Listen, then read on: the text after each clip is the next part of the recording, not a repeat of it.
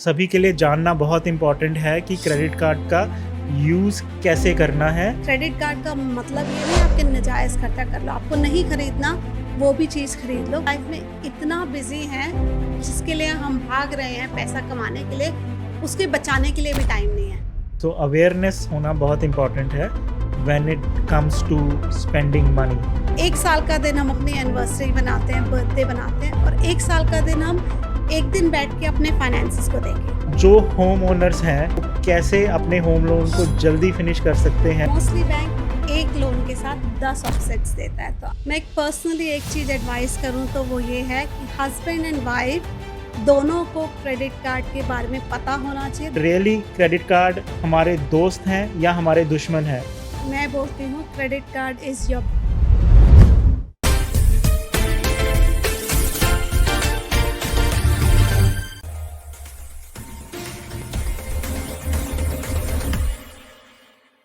नमस्कार दोस्तों, welcome to UMM show. दोस्तों, my aim is to put people in the path of growth. So इस podcast के माध्यम से हम लोगों को एजुकेट करना चाहते हैं। आज हम एक ऐसा टॉपिक लेके आए हैं जो कि हर किसी की लाइफ में बहुत इम्पॉर्टेंट है, जो है फाइनेंस। दोस्तों, आज के इस एपिसोड में हम एक ऐसे गेस्ट को लेकर आए हैं जिनका एक्सपीरियंस दुबई में as a business development officer भी है और पिछले 17 साल से वो बैंकिंग इंडस्ट्री में काम कर रहे हैं ऑस्ट्रेलिया में। आज हम कुछ ऐसे सेंसिटिव टॉपिक्स को भी कवर करेंगे जिनका मेजॉरिटी ऑफ लोगों को पता ही नहीं है, जिसमें हम पावर ऑफ अटर्नी के बारे में बात करेंगे, विल के बारे में बात करेंगे, बैंकिंग हैक्स के बारे में बात करेंगे और ऐसे टिप्स के बारे में बात करेंगे when it comes to home loan और कार लोन्स। आज के इस एपिसोड में दोस्तों आपको काफ़ी कुछ सीखने को मिलेगा। आप एपिसोड को एंड तक ज़रूर देखें।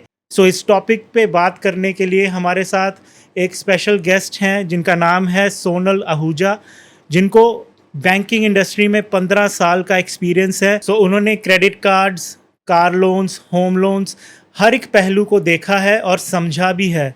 मैं स्वागत करता हूँ सोनल आहूजा का। थैंक यू मिथिन जी, मुझे शो पे बुलाने के लिए थैंक यू। और मेरे पास वाकई में 15 से 17 साल का मैं बैंकिंग का एक्सपीरियंस है। लोग सोचते हैं कि बैंकिंग इज़ वेरी बोरिंग, और I say banking is actually more empowering, क्योंकि it actually gives you so much knowledge कि आपको, जैसे हम हेल्दी फूड खाते हैं वैसे ही आपको हेल्दी फाइनेंशियल हैबिट्स अपनी लाइफ में लाएं, तो यू डोंट अंडरस्टैंड कि आप कितनी जल्दी अपने फाइनेंशियल गोल्स को रीच कर सकते हैं। चाहे वो आपका गोल रिटायरमेंट है, इन्वेस्टमेंट प्रॉपर्टीज़ है, जो भी रोल्स हैं आपका गोल्स हैं, you can actually make them possible if you understand banking easily. Great to hear that. तो सोनल जी, सबसे पहले मैं आपसे ये पूछना चाहूँगा कि क्रेडिट कार्ड के बारे में हर एक का अपना अपना ओपिनियन होता है। क्या ये रियली क्रेडिट कार्ड हमारे दोस्त हैं या हमारे दुश्मन हैं? मतलब कि हमें इसका यूज़ करना चाहिए या नहीं करना चाहिए? मैं बोलती हूँ credit card is your best friend. ये credit card is the best thing you can use in your life अगर आप डिसिप्लिन्ड हैं। अगर आप डिसिप्लिन्ड हैं तो क्रेडिट कार्ड के जितने बेनिफिट्स हैं वो शायद ही कोई और बैंकिंग प्रोडक्ट्स के होते हैं। लोग कहते हैं कि अगर आपके पास क्रेडिट कार्ड होता है तो आप ज़्यादा स्पेंड करते हो। मेरे को लगता है it's actually opposite. Credit card, debit card आप यूज़ करते हैं तो आपको रियलाइज़ ही नहीं होता कि आप कब कितना पैसा यूज़ कर लेते हो, क्योंकि आपकी सैलरी में पैसे आते रहते हैं, जाते रहते हैं, तो आपको रियलाइज़ नहीं होता आपने एक मंथ में कितना क्रेडिट कार्ड, कितना डेबिट में यूज़ किया। पर यही जब आप क्रेडिट कार्ड यूज़ करते हैं, it's a reality check every monthly. It's the best budgeting tool कि आप हर महीने, मैं बोलती हूँ कि husband wife should set once in an year एक बजट बना के कि हमारी मंथली स्पेंडिंग इतनी होनी चाहिए। तो उस बजट के हिसाब से आप अगर उसको वर्क करें तो क्रेडिट कार्ड यू कैन पे इट ऑफ। तो अगर आपको eight the end of the month अगर आपने 5 से 6 हज़ार सपोज स्पेंड कर लिए, तो आप उस दिन सोचोगे यार इस महीने मैंने ऐसा क्या चेंज किया, क्या हैबिट चेंज की, क्या, तो आपके credit card will actually sum up every monthly expenses. तो for me credit card is my best friend. मेरे सारे A to Z expenses credit card पे जाते हैं और मेरा माइंड में फिक्स बजट है कि इतना मेरा स्पेंडिंग होनी चाहिए एज अ फैमिली ऑफ 4। तो आई एम ऑलवेज कॉन्शियस, जैसे मेरी साइकिल 24th है हर महीने की, तो I am actually conscious and the 15th of every month I actually have a look कि इस महीने मैंने कितना स्पेंड किया है। कि अगर मुझे कोई चीज़ लेनी है, कोई बड़ी चीज़ लेनी है, तो I will actually wait till the next cycle so that I can actually say okay no I already spend this month, तो मेरी एक्चुअल में स्पेंडिंग धीरे-धीरे करके closer to my cycle date कम होती जाती है because I am more conscious of my spending. मेरी सारे की सारी इंश्योरेंसेस क्रेडिट कार्ड से जाती हैं, सारे एवरीडे एक्सपेंसेस क्रेडिट कार्ड से जाते हैं। इन द मीन टाइम मेरी मनी होम लोन में पड़ी रहती है या सेविंग्स में पड़ी रहती है। इट्स एक्चुअली आइदर अर्निंग में इंटरेस्ट और सेविंग में इंटरेस्ट। सो क्रेडिट कार्ड का टूल बहुत, अगर आप डिसिप्लिन है प्लीज़ यूज़ करें। अगर आप नहीं डिसिप्लिन है तो लिमिट छोटी रखें। आप जितना मंथली स्पेंड करना चाहते हैं आप उतनी लिमिट रखें। कि आपको लगता है आपका 4,000 का खर्चा है तो आप 4,000 की, ज़रूरी नहीं आपको 15,000 की लिमिट चाहिए। Keep the limit to $4,000। हर महीने स्पेंड करें, हर महीने पे ऑफ करें। That is the best way. अगर आप नहीं पे ऑफ करोगे देन यू पे 20 to 21% interest rate which is dead money. क्यों अपने पैसे आप बैंक को देना चाहते हो? तो That's ये where- सभी के लिए जानना बहुत इम्पोर्टेंट है कि क्रेडिट कार्ड का यूज़ कैसे करना है, और मतलब उनको पता ही नहीं होता कि eight the end of the day उनको कॉस्ट कितना कर रहा है, कि कोई 20% पे कर रहा है या कोई कैश आउट कर लेता है। तो बहुत लोग इसका मिसयूज़ करने के चक्कर में बहुत बुरे फंसते हैं।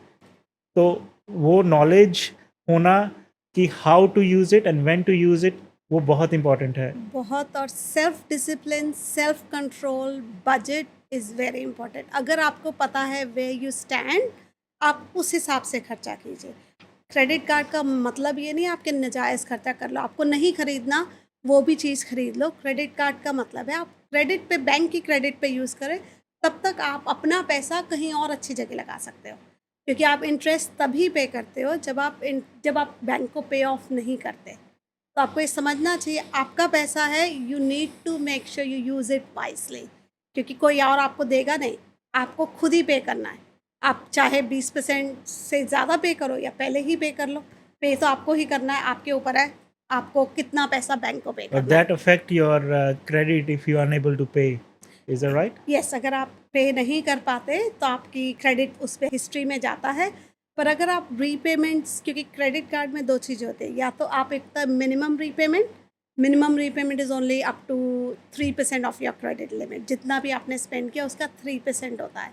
पर और दूसरी होती है आपकी क्लोजिंग बैलेंस होता है पूरा मंथली स्पेंड। अगर आप मिनिमम पेमेंट भी करते हैं तो आपकी रीपेमेंट जा रही है, पर अगर आप सिर्फ मिनिमम पेमेंट करते हैं तो वो आप उस पर 20% इंटरेस्ट पे करना है। सेम लोन जो आप महीने में पे कर सकते हैं, कितनी बार मिनिमम पेमेंट करके 10-10, 15-15 साल भी लोग लगा देते हैं पे करने के लिए। आपके क्रेडिट कार्ड के स्टेटमेंट पे क्लियरली लिखा होता है अगर मंथली रीपेमेंट मिनिमम पे करोगे it will take you 24 years to pay it back, depend आपका कितना वो है।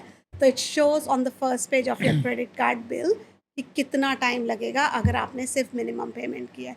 तो वही मैं लोगों को समझाती हूँ, स्पेशली यंगस्टर्स को जो 18 साल के हैं, 19 साल को मैं समझाती हूँ। मैंने कहा आप काम करोगे तो बैंक तो बोलेगा आओ मेरे से लोन ले लो, मेरे से क्रेडिट कार्ड ले लो, पर हम बस 20% चार्ज करेंगे।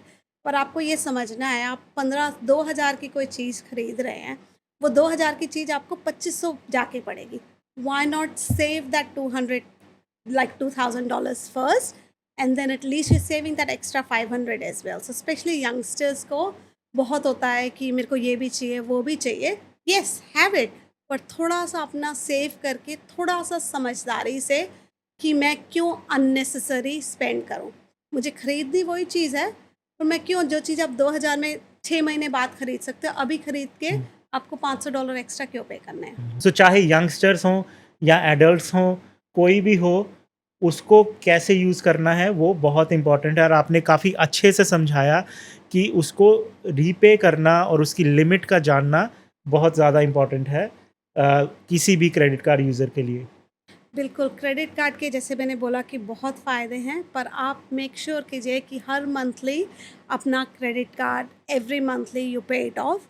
क्रेडिट कार्ड में बहुत रिवॉर्ड्स प्रोग्राम्स मिलते हैं कि आप जब भी स्पेंड करते हैं तो यू गेट रिवॉर्ड्स प्रोग्राम। तो अपने बैंक से या जो भी कार्ड यूज़ करते हैं, have a look at the benefits, क्योंकि in an year you can easily earn up to $1,000 rewards point with your normal spending।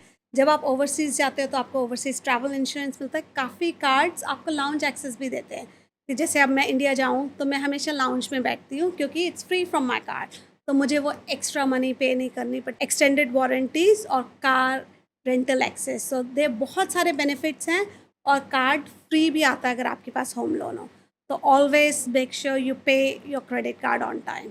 मैं एक पर्सनली एक चीज़ एडवाइस करूँ तो वो ये है कि हस्बैंड एंड वाइफ दोनों को क्रेडिट कार्ड के बारे में पता होना चाहिए। They both should sit together कि डिस्कस करें कि हमारा खर्चा मंथली कितना है।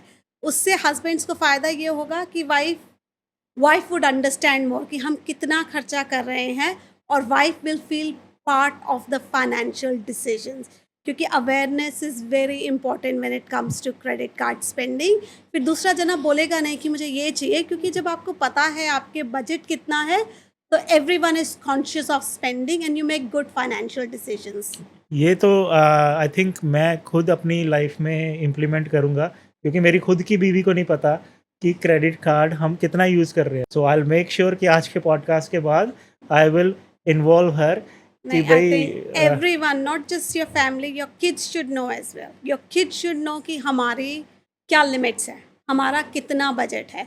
कि कल को वो एप्पल i17 मांगे तो मैं तो मना कर दूँगी क्योंकि it's not my, so I actually my kids also know कि हमारा क्या। तो मुझसे अननेसेसरी फरमाइश करते भी नहीं है, because they know where we stand. क्योंकि आई थिंक लोग ये समझते हैं कि क्रेडिट कार्ड की अगर लिमिट 20,000 30,000 डॉलर है, वो ये समझते हैं कि वो मेरा पैसा है, मेरा खुद का पैसा है, but it's actually banks money. So bank is letting you use Bank- their money, bank money, so you have to pay back.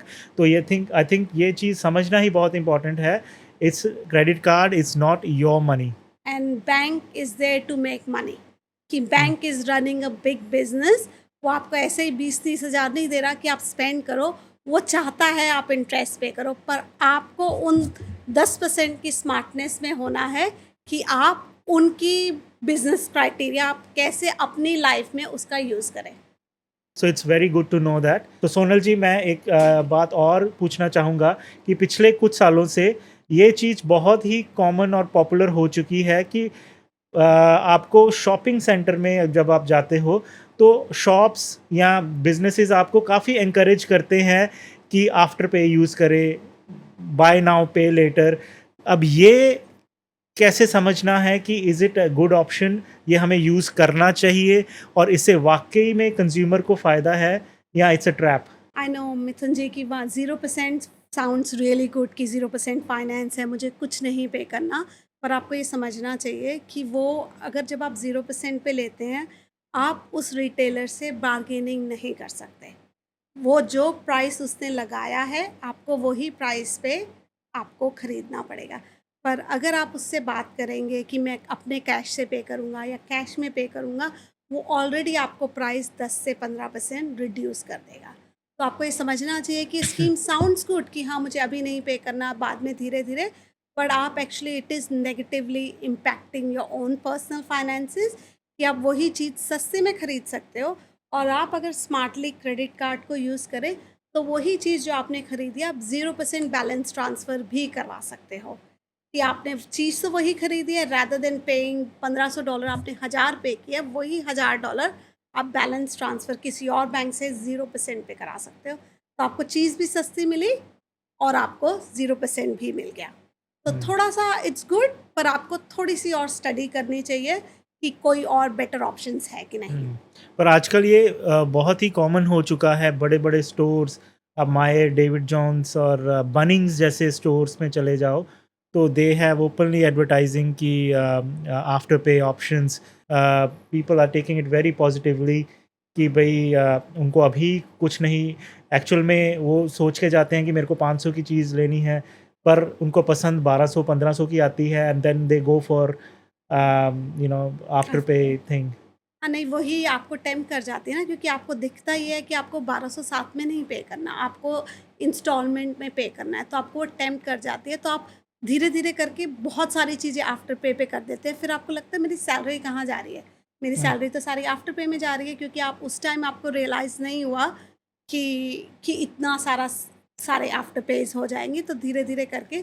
तो इसलिए मैं पर्सनली कभी-कभी यूज़ करती हूँ, मैंने खुद यूज़ किया हुआ है। But I am very conscious कि मैं वो $1000 मुझे वो चीज़ खरीदनी ही खरीदनी है। तो मैं रादर देन मैं अभी $1000 खर्चने की बजाय मैं $250 रख करके खर्चूँगी। पर मैं बहुत ही आपको कॉन्शियस होना चाहिए कि आप जब जा रहे हैं, आपका बजट है वो, आप खरीद सकते हैं कि नहीं। तो अवेयरनेस होना बहुत इम्पोर्टेंट है when it comes to spending money. नहीं, बहुत तभी क्रेडिट कार्ड में बोलती हूँ क्रेडिट कार्ड आपको अवेयर कराता है क्योंकि आपका मंथली खर्चा एक साथ आता है। फिर आप सोचते हो कि मैंने इस महीने क्या डिफरेंट किया। फिर आप सोचते हो नेक्स्ट मंथ में क्या डिफरेंट करके सेव कर सकती हूँ। तो इसलिए फाइनेंशियल की awareness is very important. That's good. So Sonal ji, अब हम बात करेंगे होम लोन के बारे में। होम लोन के बारे में आपका क्या एडवाइस रहेगा? इसमें एक बहुत ही कॉमन टर्म है ऑफसेट अकाउंट। क्या है ये? सिंपल वर्ड्स में आप हमारे ऑडियंस को समझाओ कि इसे इसका बेस्ट यूज़ हम कैसे कर सकते हैं?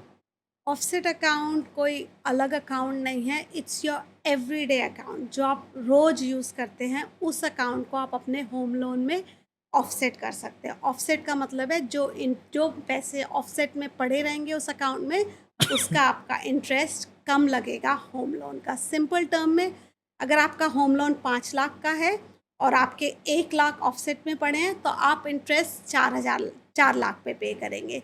तो आपकी रीपेमेंट्स कभी चेंज नहीं होती। आपकी जो 5 लाख पे रीपेमेंट्स है, रीपेमेंट्स वही की वही रहेंगी, पर आप इंटरेस्ट कम पे कर रहे हैं और आप उससे प्रिंसिपल ज़्यादा पे करेंगे।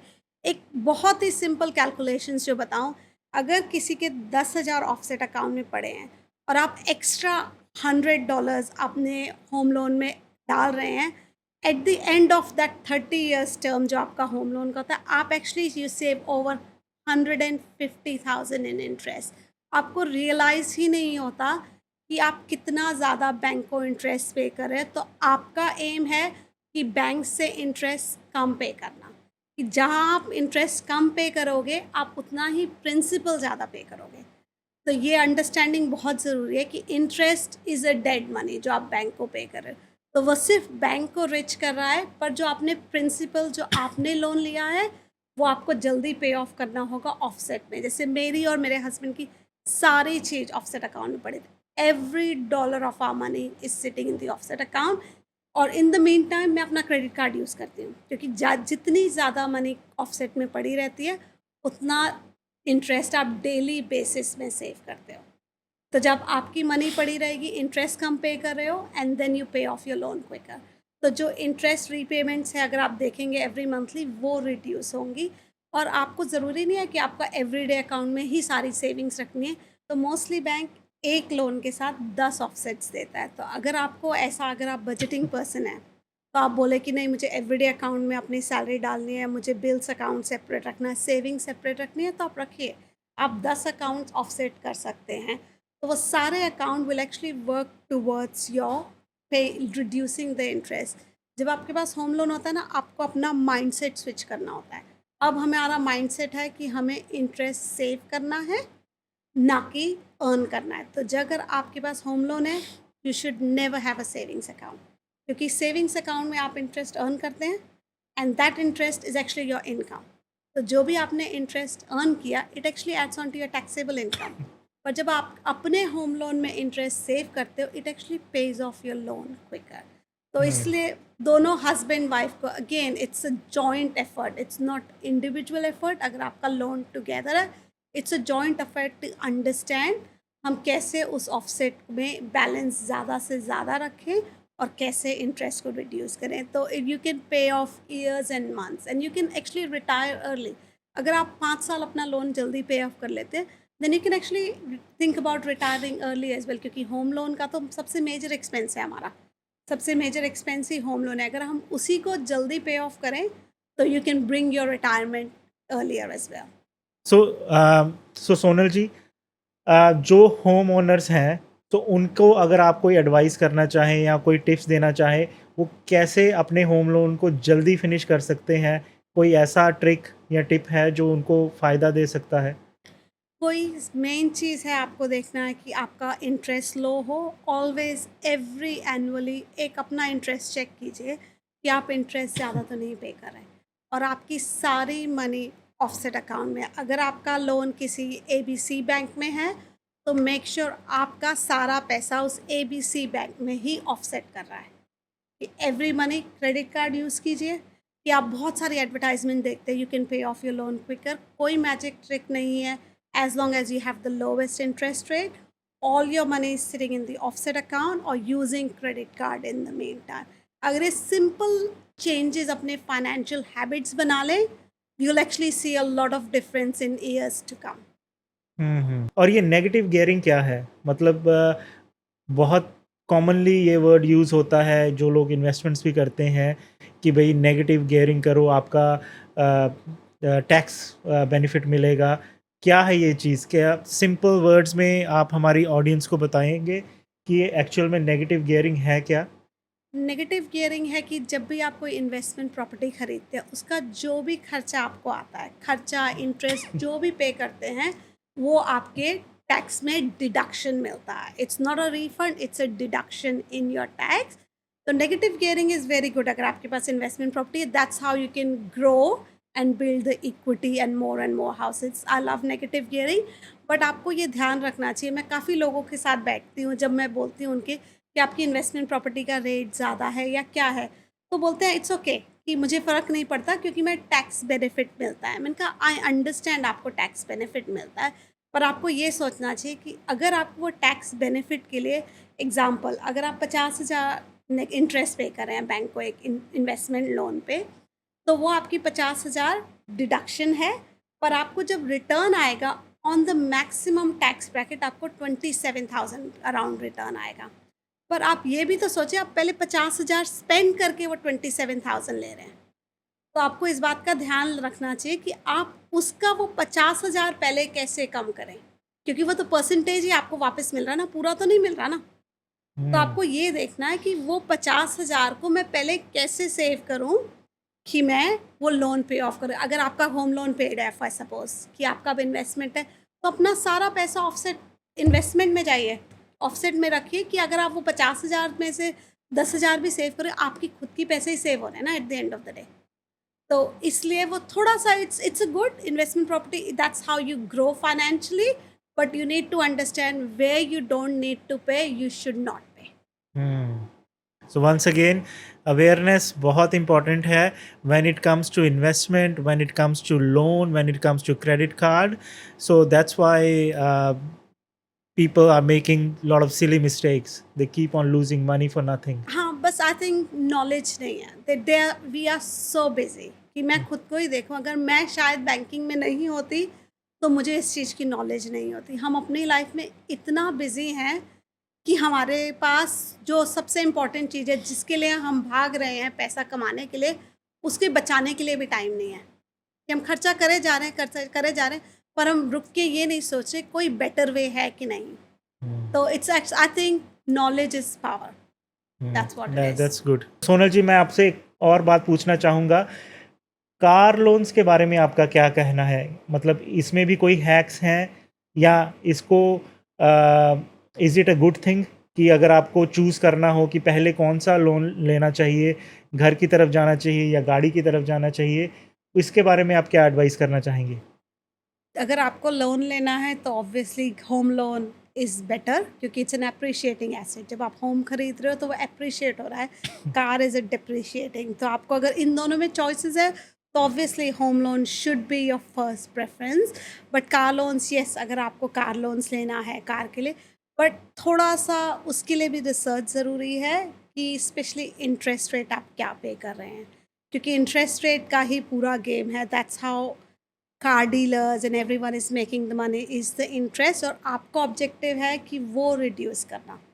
तो इसलिए, क्योंकि काफ़ी बार डीलर्स से मैंने खुद पर्सनली एक्सपीरियंस किया है कि जब आप कार डीलर्स से लोन लेते हैं तो आपने जितने ईयर्स का लोन लिया है, आप उसमें ऑप्शन अर्ली पे आउट की नहीं होती कि अर्ली आप पे नहीं कर सकते। इवन आप अर्ली पे करेंगे तो आपको इंटरेस्ट तो पूरा रिटर्न करना ही पड़ेगा।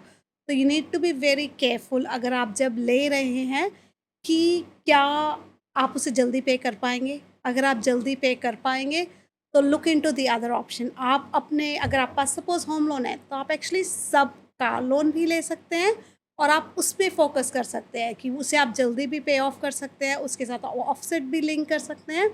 तो थिंग्स लाइक दोस कि थोड़ा सा रिसर्च करके अपने सर्कमस्टेंसेस को समझ के, अगर आपके होम में इक्विटी है तो home loan is a good option. क्योंकि लोग बोलते हैं कि मैं अपना होम लोन स्ट्रेच नहीं करना चाहता, मैं वो नहीं करना चाहते, पर आप ये तो समझिए आपकी डेट तो सेम ही है ना, कि चाहे आपकी कार लोन में, होम लोन में, आपका एम डेट रिड्यूस करने का है। तो वो डेट आप उस रिड्यूस कीजिए जिसमें लोअर इंटरेस्ट है, जिसमें पॉसिबिलिटी आपको ज़्यादा है इंटरेस्ट सेव करने के लिए। तो reduce that kind of option, कि जस्ट अगेन भी थोड़ी रिसर्च ज़्यादा कीजिए कि आपको क्या है। जैसे आप कार के बारे में रिसर्च करते हैं कि मुझे ये कार चाहिए, ये होना चाहिए, सेम आप कार लोन के बारे में भी रिसर्च कीजिए कि मुझे उसमें क्या-क्या फीचर्स चाहिए कि मैं उसे जल्दी पे ऑफ करूँ। सो दोस्तों, ये बात जानना बहुत इम्पॉर्टेंट है। When it comes to make over payments और एक्स्ट्रा पेमेंट्स, घर के केस में इट एक्चुअली बेनिफिट, और कार के केस में ये नहीं वर्क करता। क्या ये बात सही है कि भाई कार डिपेंड्स, आपको फिर वो रिसर्च करनी पड़ेगी। कार के केस में वर्क कर सकता है अगर आपने रिसर्च करके पहले कंफर्मेशन ली है कि वो करेगा कि नहीं। पर अगर वो, आप पहले उनका स्केड्यूल चेक कीजिए कि आप पे कर सकते हैं कि नहीं। आप पे कर सकते हैं, then there is no option. फिर आप इंटरेस्ट देख लीजिए किसका लोअर है, आप उसके थ्रू जाइए। मतलब कि अगर 5 साल का कार लोन है, अगर कोई कस्टमर उसको 4 साल में पे करता है, but he still and up paying जो 5वें साल का इंटरेस्ट है। अगर बहुत सारे मोस्टली कार डीलर्स का लोन इसी तरह से सेटअप होता है कि आप उसे जल्दी पे ऑफ करने से आपको कोई फ़ायदा ही नहीं होता। सेम चीज़ business loans, business car loans में भी यही होता है कि आप जल्दी नहीं पे कर सकते हैं, कि आप जल्दी पे कर लेंगे but you still have to pay the remaining interest to them. So once again, terms and conditions is very important कि हाँ वो जी, पता होना, साइन करने से पहले पता ज़रूर होना चाहिए। बिल्कुल। और when it comes to loan, credit score बहुत इम्पोर्टेंट रोल प्ले करता है। अब क्रेडिट स्कोर को कैसे सही रखा जा सकता है? क्रेडिट स्कोर को सबसे बेस्ट है सही रखना, अपनी जो भी लाइबिलिटीज़ रीपेमेंट्स हैं उसे आप टाइम पे करें, because those are your commitments and that's what bank want to see. आप अपने कमिटमेंट सही से पे ऑफ कर रहे हैं कि नहीं। सो मेक श्योर यू पे of every loan repayments on time, और अपना ज़्यादा से ज़्यादा एक टाइम में बहुत सारे लोन अप्लाई ना करें, क्योंकि आप जितने लोन अप्लाई करते हैं वो क्रेडिट स्कोर रिड्यूस हो जाता है। डज़न्ट मैटर आपका अप्रूव हुआ है, डिक्लाइन हुआ है, number of application affects your credit score. So be very responsible कि आप जब क्रेडिट अप्लाई कर रहे हैं, do you really need it, don't just keep jumping from one bank to another. That's the main thing. और अपनी credit file check करते रहिए कि हर 6 महीने में एक बार अपना क्रेडिट स्कोर चेक कर लिया, क्योंकि इतने आइडेंटिटी फ्रॉड्स हो रहे हैं ना, यू वोंट रियलाइज़ कि आपका कब फ्रॉड हो गया और आपकी क्रेडिट फाइल के स्कोरिंग लो हो गई। सो बी रेगुलरली चेक करते रहिए अपनी क्रेडिट फाइल। सो सोनल जी, जैसे आजकल एआई का दौर है, बहुत ही बहुत ही तेज़ी से एआई बहुत कुछ टेक ओवर कर रहा है, लोगों की जॉब्स जा रही हैं। So when it comes to banking, banking का फ्यूचर कैसा है? मतलब ऐसा पॉसिबल है कि एआई इसको भी टेक ओवर कर लेगा और बहुत ज़्यादा लोग नहीं होंगे बैंकिंग इंडस्ट्री में, क्योंकि एआई टेक्नोलॉजी इतनी ज़्यादा तेज़ी से बढ़ रही है? एआई का सबको ये है कि technology, AI is giving you convenience at your fingerprint. सो सबको कन्वीनियंस चाहिए। आप क्यों बैंक में आना चाहेंगे कि जब आपको सब आपके मोबाइल ऐप पे है, you don't want to come to the bank. Similarly आपको अंडरस्टैंड करना है, तो इसीलिए technology will simplify things for you, but in saying that you it can not advise you lot of things. तो इसलिए it's more important that you understand financial education, क्योंकि slowly आपको बैंक शायद ना दिखे, slowly your bank is 50 kilometres away. तो you have to make yourself financial savvy, कि क्योंकि आप सारे डिसीजंस अपने बेसिस पे कर रहे हैं, no one is there to advice you. तो इट्स वेरी इंपॉर्टेंट दैट आप फाइनेंशियल savvy अभी से हो जाएं, कि आप अंडरस्टैंड, अगर आपको वही जैसे मैंने पहले बोला कि make it as your lifestyle, it's your lifestyle, everyday lifestyle. जैसे हम हेल्दी फूड खाते हैं, same financial education is your lifestyle. कि आपको लगे ही ना कि मुझे स्ट्रेस नहीं होता कि मेरे पास क्रेडिट कार्ड है, ये पे करना, क्योंकि मैं इतने सालों से करी जा रही हूँ। It's like my habit, it's my second nature. तो सेम थिंग Hmm. आपको, सिंस टेक्नोलॉजी एआई आ रही है, तो you have to be more financially savvy because you will be doing things on making your own decisions now. Hmm. सो सोनल जी, एक बहुत ही sensitive topic है जिसके बारे में मैं चाहता हूँ कि हमारी ऑडियंस को हम एजुकेट कर पाएँ। स्पेशली कोविड के बाद जो डेथ रेट है यंगस्टर्स का, बच्चों का, एडल्ट्स का, काफ़ी बढ़ गया है। अगर आप एवरीडे बेसिस पे अगर आप सोशल मीडिया एक्टिव करते हैं तो कोई ना कोई ऐसी न्यूज़ होती है कि 40 इयर्स की एज में, 35 की एज में या 50 इयर्स की एज में हेल्थ इश्यूज़ के कारण, कैंसर के कारण, हार्ट अटैक के कारण डेथ्स हो रही हैं। सो ऐसी अनएक्सपेक्टेड चीज़ के लिए हम कैसे सिक्योर कर सकते हैं खुद को भी या हमारी इमीडिएट फैमिली को भी? सो ये बहुत ही सेंसिटिव टॉपिक है। हम कोई नहीं चाहेगा कि किसी के साथ हो, बट ऐसा हो रहा है। So can you please educate कि इसके बारे में कौन सी चीज़ों का ध्यान रखना चाहिए? नहीं, सही बोला मिथुन जी। आजकल मतलब हर दूसरे दिन, मैं इतने सालों से हूँ, हर दूसरे दिन न्यूज़ सुनती हूँ, इसको ये हो गया, उसको वो हो गया। तो it is very, we are in an uncertain time, we don't know what's next gonna happen tomorrow. तो इसलिए आई एडवाइज़ एवरीवन कि एक एक सिंपल डॉक्यूमेंट है, जो है enduring power of attorney.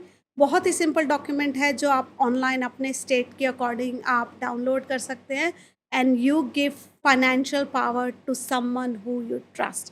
It could be your wife, it could be your dad, it could be your brother.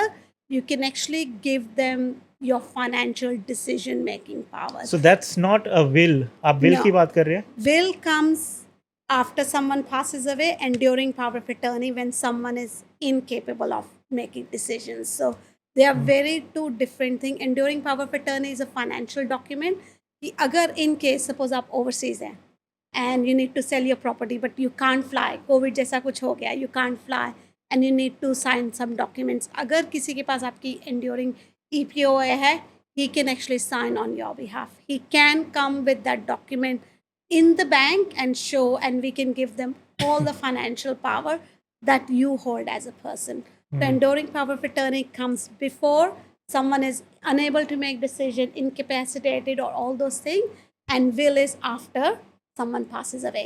Enduring power of attorney is null and void if someone passes away. That's when the will comes in place. सो मैं इसको बड़ा simple से भाषा में एक question पूछना चाहूँगा।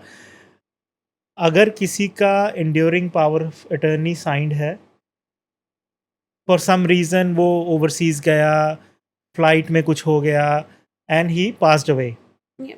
So that means जिसको वो अथॉरिटी है, दैट पर्सन कैन डिसाइड कि नहीं, आप वो थोड़ा सा गलत समझ रहे हैं।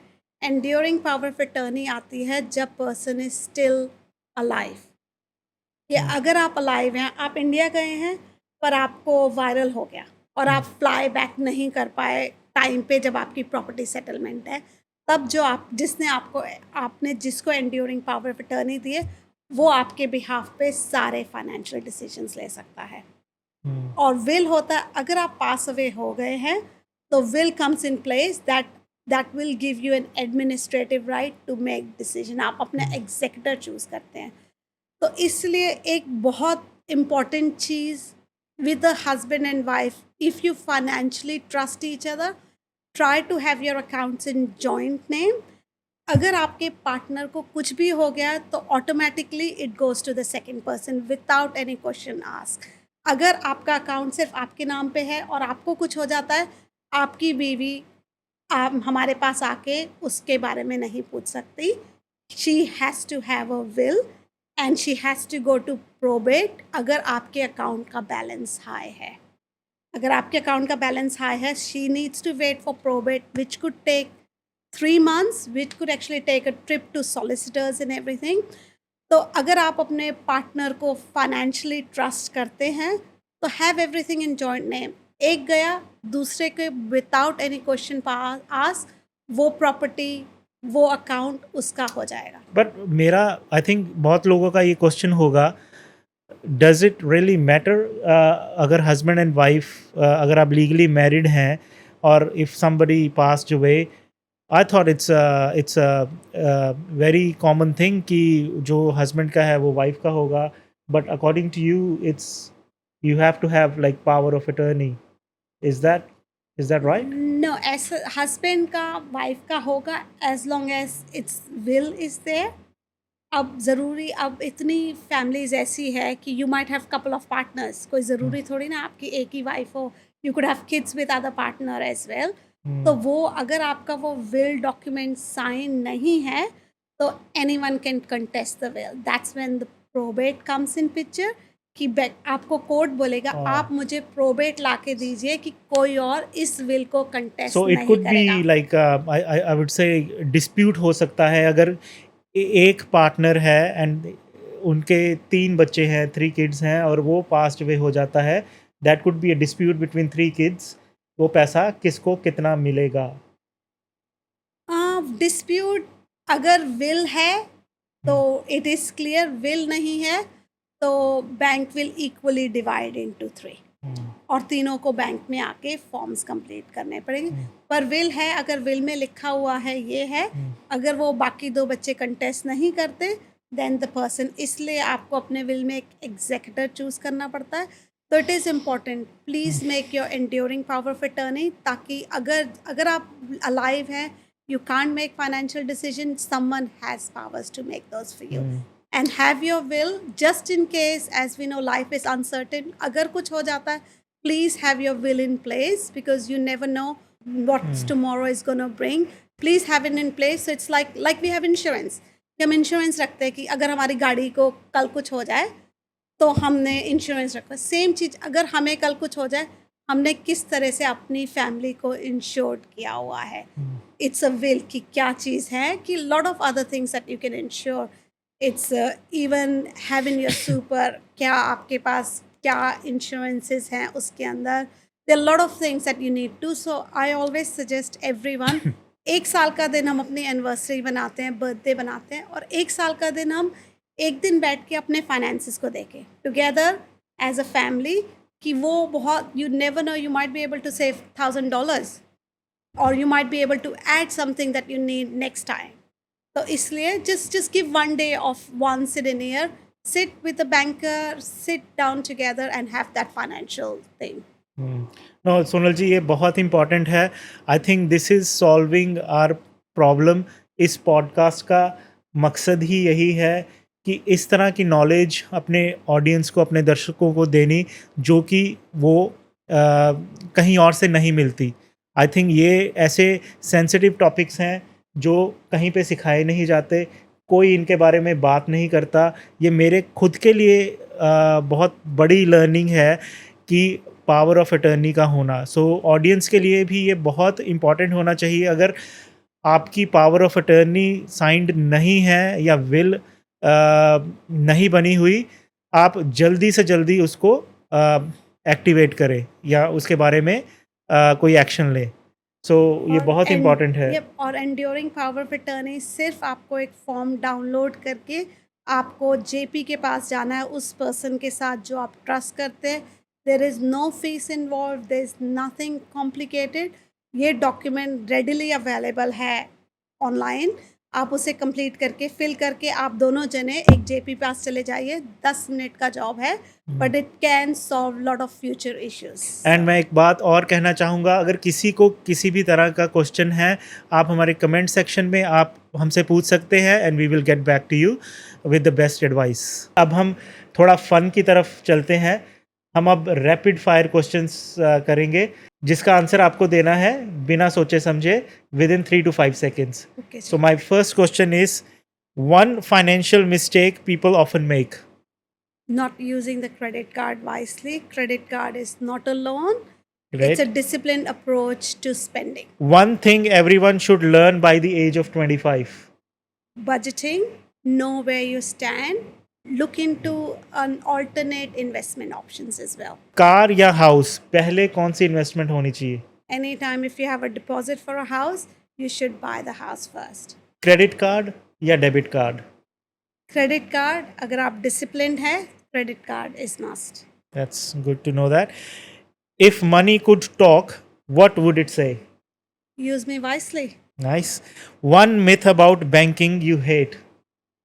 People think that bankers are there to make bank money. I say bankers are there to make you financially savvy. If not banking, what career would you choose? Counseling, possibly. मेरे husband बोलते हैं मुझे advice देने का बहुत शौक है, तो I think counseling.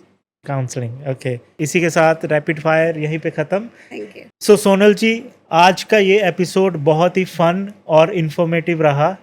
Thank you so much. Thank you Mithun ji मुझे बुलाने के लिए। आई होप कि जो मेरा पैशन है इतने सालों से to make customers financially confident, if I have made even one of you more financial confidence, that's heartfelt gratitude, but thank you for having me. Thank you so much, that solve the purpose. दोस्तों, आज का ये episode अगर आपको भी पसंद आया तो आप लाइक, शेयर एंड कमेंट ज़रूर करें एंड चैनल को सब्सक्राइब करना ना भूलें। और अगला टॉपिक आप कौन सा सुनना चाहेंगे आप मुझे कमेंट करके ज़रूर बताएं। तब तक स्टे ट्यून्ड।